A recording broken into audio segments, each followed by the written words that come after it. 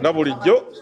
owa wano masekati g'Amerika Ssaalongo Kigondo ndi wano ku lukiiko Tawamiruka olwa National Unity Platform ngenda njogeramu n'abazze okubeeza obuweereza ng'abagenyi ate n'abatesiti akati ndowooza ono ali byombi sabo nsanyusa okukulaba ngenda kusaba nenze kankwanjule bwengudde ku omubaka wa Ssaabasajja Kabaka eyawummula Oweekitiibwa Luzzi Kakande Dick nguddeko wano era neyanziza akakisa kampadde okwogerako naye ssebo nsanyusa okulaba babuuzeeko mangu ate otubuulire ku nteekateeka eno ogirabika ogibaddemu gyenyigiddemu wadde okola mu tuluba ki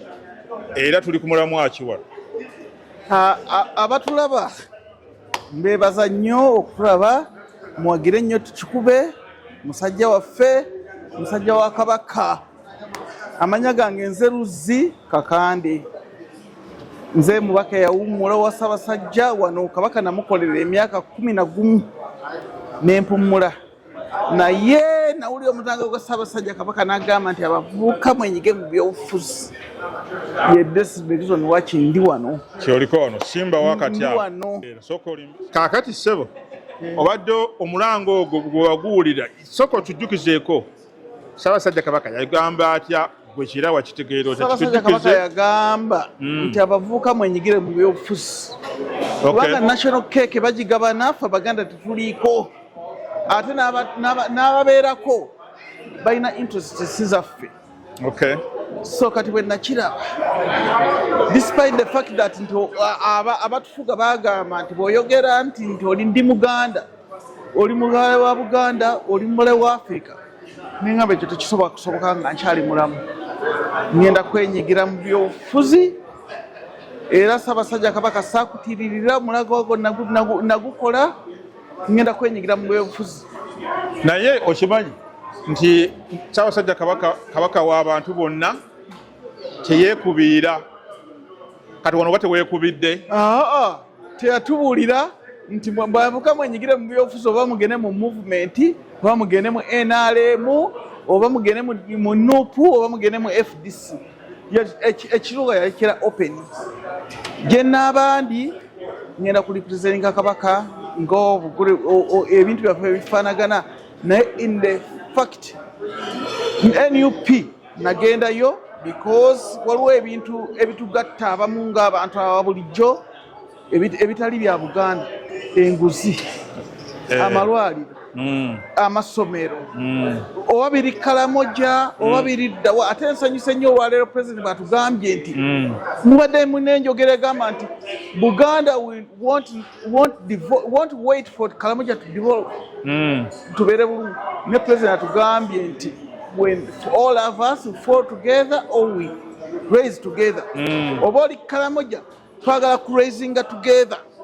kati kyekituleese wano era kati njagala tubeere nga tukulaakulanya Uganda ng'ensi oba tetulina kyakikolera Uganda ensi yabeerawo oba balaba bakiraba batya tugenda kubeera mu Uganda eya ffenna abawamu nga tetwesosodde mu mawanga oba muki twalabye wano tubadde tulaba abantu nga balowooza nti abantu abali mu West be balidde keeki ne ekintu kibi nnyo ne mu West okusinga ne mu Buganda ate ffe mu Buganda kaleko baguza amayumba bakuspendinga sente bazisipendingera wano naye abalala bali eri bali bubi nnyo kati tuli wano okuzza Uganda empya mugirwamu ttooki tukubemu ttooki yongera ogitangaazeemu mpulidde ogikonyeko naye njagala okwongera okuginnyonnyoka kakati nze nazaalibwa mwaka gwa 1967 nensoma nentandika okusoma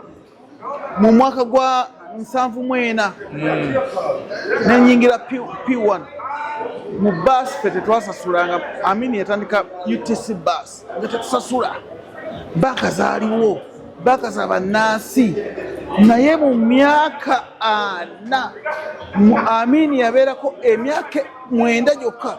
ne bana abasajja myaka 4 tebalina na kye bakoze kiri awo kyenkana wadde half amini kye yakola kati ne tusalawo ne tugamba nti you know what tugenda kuddayo tuddeyo ku Uganda empya nga waliwo transportation, waliwo amalwaliro, waliwo enguudo, emisolo gisaasagizwa bulungi, tebalya nguzi. Sina kye ngenda kwogera nendekeyo. Sebo neyanziza. Twagala ye. Sijja kwotalira kadde kalala kanje emboozi endala tujja ginyumya. Ngenda kutegeka abantu. Naye Ssaabasajja Kabaka awangaale. Bwe twambala kano akakofiira tekitegeeza nti Obuganda tubwagala. Obuganda tubwagala like nga mmwe. Naye buli omu alina okunoonya shortcut. Kabaka ajja tugamba nze tweyingidde ebyobufuzi era mbiyingidde ntemi. Kale, sebo tweyanziza.